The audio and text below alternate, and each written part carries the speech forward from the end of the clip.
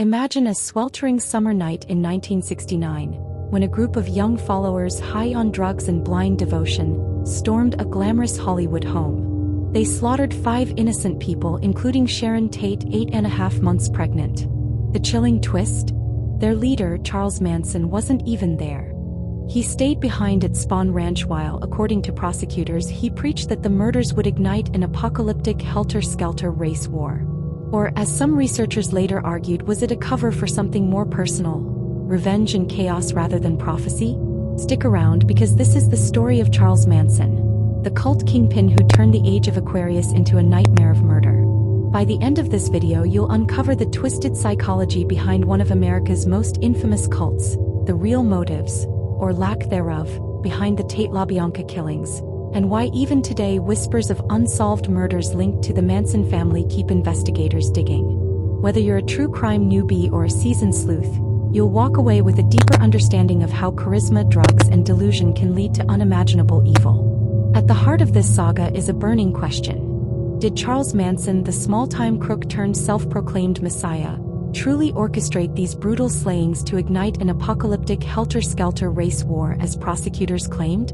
Or were they desperate copycat crimes meant to free a jailed follower, as Manson and his devotees insisted? As we unravel this tale, we'll explore a life of institutional rebellion, a hippie commune gone deadly, and a trial that exposed the dark underbelly of the counterculture dream. Let's start at the beginning, because to understand Manson, you have to see the boy who never stood a chance. Born Charles Maddox on November 12, 1934, in a Cincinnati hospital to a 16-year-old mother, Kathleen Maddox, his life was chaos from day one. His biological father? A con artist named Colonel Walker Scott, who vanished before the pregnancy even showed. Kathleen married a laborer named William Manson shortly after, but that union crumbled amid her drinking binges and wild nights out, leaving young Charlie shuttled between relatives and babysitters. By age 9, Manson was already lighting fires. Literally, he later claimed to have torched his school. Truancy, theft, and running away became his rebellion. At 13, he landed in the strict Guybalt School for Boys, a Catholic reformatory in Indiana where beatings were the norm for even minor slip-ups. He bolted, got caught robbing a store, and bounced through more institutions. Boys Town in Nebraska, where he lasted just 4 days before pulling an armed robbery. Then the Indiana Boys School, notorious for its brutality. There Manson alleged he was raped and beaten, honing a wild, insane game to scare off attackers, screeching and flailing like a madman. Escaping 18 times, he finally broke free in 1951, only to get nabbed crossing state lines in a stolen car. Federal time followed. Honor camps, reformatories, even a stint where he was caught in a knife-point assault on another boy. By 21, Manson had married hospital waitress Rosalie Willis, but fatherhood couldn't keep him straight. Stealing cars across state lines landed him back inside Terminal Island Prison, where his wife gave birth to their son, Charles Jr., without him. Paroled in 1958, he pimped out teens, forged checks, and violated the Mann Act by transporting women for prostitution. By 1967, after 32 years on this earth, Manson had spent over half in cages, his so-called home. But here's where curiosity spikes. Could this endless cycle of rejection forge a man so desperate for control that he'd build an empire of the lost? As Manson hit the streets of San Francisco in the summer of love, that question was about to get a terrifying answer. Released on March 21, 1967, Manson didn't waste time. He headed to Berkeley, panhandling his way into the heart of the hippie scene. Under the loose watch of probation officer Roger Smith, who studied counterculture drug effects at the Haight-Ashbury Free Clinic, Manson dove headfirst into LSD, free love, and fringe philosophies. He devoured Robert Heinlein's Stranger in a Strange Land, mixed in Scientology, which he'd studied in prison, Dale Carnegie's self-help, and Beatles lyrics. Soon he was preaching a gospel of reincarnation, biblical prophecy, and total submission to his will. His first recruit, Mary Brunner, a library assistant who let him crash at her place. Then came Lynette Squeaky from A Teen Runaway, and a parade of emotionally fragile young women, outcasts ripe for his manipulation. By summer's end, Manson's family, numbered nearly 20, crammed into a painted school bus rumbling south to LA's canyons. Brunner bore his son Valentine Michael in a derelict Topanga house, midwifed by the devoted flock. They preached that the family were reborn Christians, with the establishment as modern Romans. A lucky break, or fateful curse, came via Beach Boys drummer Dennis Wilson. In 1968, Wilson picked up 2 hitchhiking family girls, leading to a bizarre bromance. Manson crashed at Wilson's Sunset Boulevard mansion for months, charming the musician with his guitar and wizard vibes. Wilson hooked him up with producer Terry Melcher, who heard Manson's demos but passed on a deal. The Beach Boys even flipped Manson's "Cease to Exist" into their B-side, "Never Learn Not to Love." Uncredited, of course. But when Wilson soured on the freeloaders who trashed his cars and scared him with tales of violence, he evicted them. Manson, rebuffed, allegedly left a bullet-riddled threat. Evicted and enraged, the family squatted at Spahn Ranch, a crumbling Western movie set run by blind octogenarian George Spahn. The girls charmed and bedded the old man for free room and board, while Manson plodded amid the dust and dunes. Here his obsessions crystallized. Fixated on the Beatles' White Album, he spun Helter Skelter, a song title into a prophecy of racial Armageddon. Blacks would rise, slaughter whites, but lack the smarts to rule, leaving Manson as their king. Or so he preached. But was this divine revelation, or a madman's delusion to bind his flock? By mid-1969, cracks showed. Tex Watson, a core member, ripped off dealer Bernard Lotzapapa Crow in a drug deal gone sour. Crow threatened the ranch. Manson shot him in the chest at his apartment, convinced he'd killed a Black Panther. No body turned up. Crow survived, but Manson barricaded Spahn, recruiting biker gangs for protection. Paranoia peaked. Then came Gary Hinman, a mellow music teacher who'd hosted family stragglers. Manson, hearing rumors of an inheritance, sent Beausoleil, Brunner, and Atkins to squeeze him for cash and loyalty. They held him hostage for days.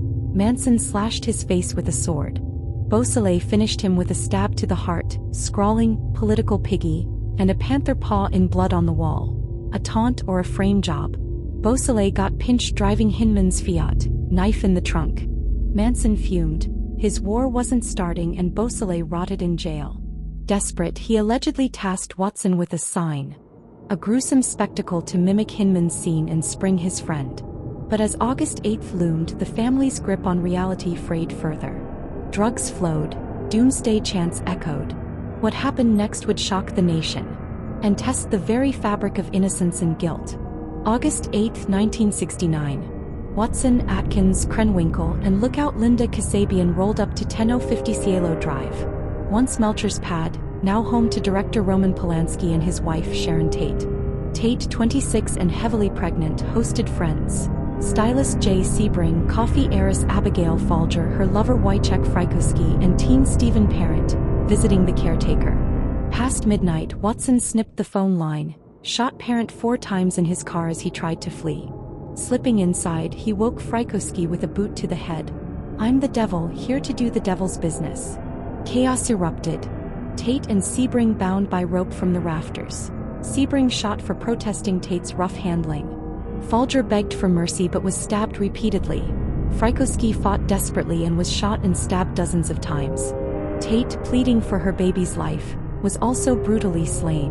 Atkins dipped in blood, scrawling "pig" on the door. 5 dead, bodies strewn like discarded props in a horror flick. The next night, unsatisfied, Manson led a crew, including Van Houten, to the LaBianca's Los Feliz home. He burst in, tied the couple, supermarket exec Leno and dress shop owner Rosemary, with lamp cords over pillowcases. Leaving the dirty work to Watson and the girls, Manson split. Watson bayoneted Leno 12 times, carving war in his gut. The women savaged Rosemary 41 times post-mortem. Rise, death to pigs, mangled helter-skelter, smeared in blood. A fork plunged in Leno's stomach like a grotesque joke. 2 nights of carnage, probably about 7 lives claimed in the Tate and LaBianca murders alone. But why? Prosecutors advanced the now famous helter-skelter theory, claiming Manson envisioned the killings as a spark for racial chaos. The family, copycats to free Beausoleil. As bodies cooled and headlines screamed, one truth loomed: Manson's web had snared them all. The net closed fast. Raids on desert hideouts nabbed the family in October '69 for auto theft. Ironic given Manson's rap sheet. Atkins blabbed in jail, spilling to cellmates. Warrants flew. Kasabian turned state's witness for immunity. The 1970 trial, a circus of X's carved in foreheads and courtroom lunges, painted Manson as puppet master. Bugliosi's helter-skelter narrative stuck, despite defenses claiming copycat innocence. Guilty on all counts. Manson, Watson, Atkins, Krenwinkel, Van Houten. Death sentences commuted to life when California's penalty fell in '72. Manson rotted in cells till 2017, his family fracturing from Ford assassination bid in '75, goods threat letters. He died of natural causes in 2017 at age 83, later reported as cardiac arrest due to respiratory failure from colon cancer complications. His body was later cremated amid legal disputes over his estate. But closure never felt complete. Over the years, investigators and writers have speculated about as many as a dozen other unsolved cases possibly linked to the family. Names like Reed Jurvetson, Ronald Hughes, and others. Most leads, however, were never proven and remain open or officially unrelated. Manson's shadow lingers. Star Wars names tweaked to dodge his vibe, Guns N' Roses hiding his tune on an album. A cautionary tale of charisma's poison where love turned lethal. From gutter kid to death cult oracle, Charles Manson's story warns how fragile the line between follower and fanatic can be. What do you think? Was it apocalyptic madness or cold calculation? What do you think? Were the official convictions the whole story, or did the family's violence reach even further? Let me know your thoughts below. Hit that like button if this chilled you, subscribe for more deep dives into America's darkest puzzles, and ring the bell so you never miss an upload. Before you go, check out my playlist, American True Crime Stories, right here. From the Zodiac's ciphers to Black Dahlia's bisected beauty, it's your one stop for the cases that still haunt us. Thanks for watching the True Crime Report Cold Cases. Stay curious, stay safe, and remember the truth is out there. See you next time.